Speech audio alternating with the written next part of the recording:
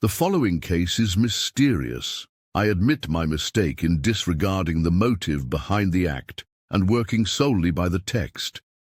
I feel confused about choosing the right perspective.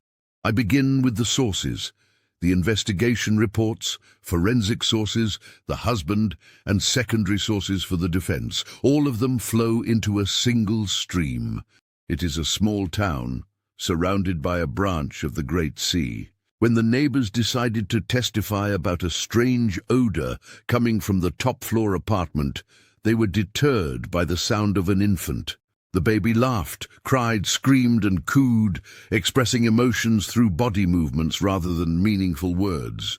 For 3 days, clinging to his mother's chest, the residents noticed that the mysterious visitor to the building had become less frequent and that the government car no longer appeared in the background. On the 4th day, they began to feel an inexplicable sensation as a light extended like a lunar halo around the child and ascended into the sky in magnificent radiance. They saw it through the peephole of the last apartment. The residents of the building became obsessed with the mystery and started asking questions. Some climbed up and down through the rooftop, sneaking in through the skylight window. If this light were from the sun, then where does the glow of the eternal night come from, when the moon journeys with the clouds at the end of the month? The invisible particles of air wove threads that bent the rays like miracles beyond logic. The child became known as Mabrouk.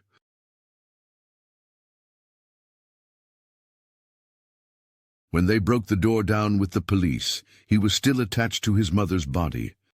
The forensic report confirmed that she had been dead for 3 days, the cause of death being subcutaneous hemorrhaging around the neck, evidence of slow strangulation. They had only seen the apartment through the peephole. One of the neighbors swore, "I saw the blessed child engulfed in light, ascending between earth and sky."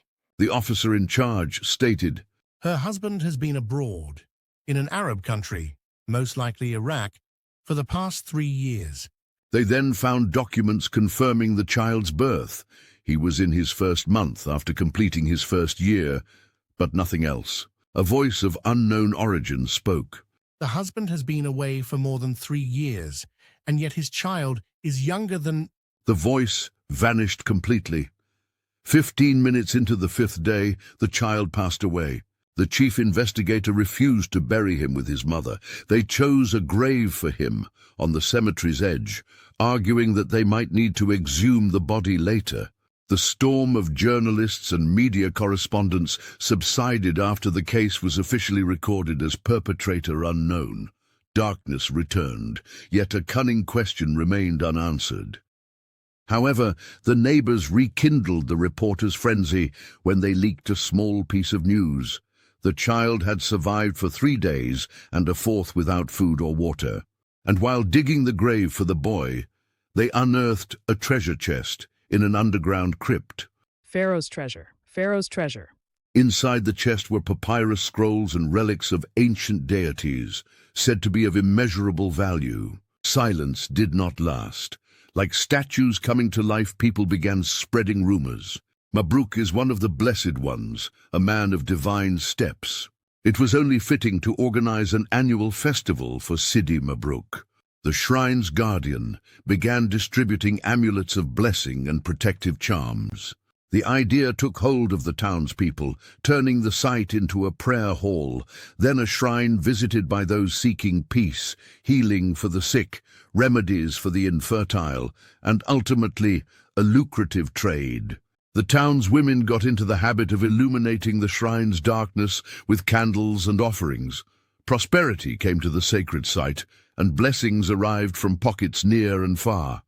They decided on an annual celebration, the festival of Sidi Mabrouk. As night fell, a stranger arrived accompanied by drizzle.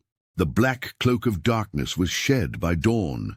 The sun rose, and the crowd cursed the stranger, insulted his ancestors, and drove him away.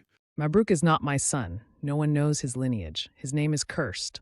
I was away before his conception. I am the deceived one. The chief investigator approved of his expulsion, saying, "This is the fate of those who curse Mabrouk.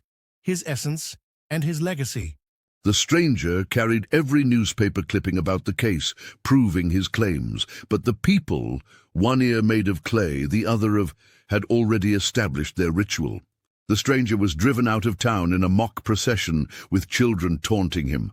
As he left, he saw the clouds engulf the moon, drowning it in crimson, deep in the stagnant well.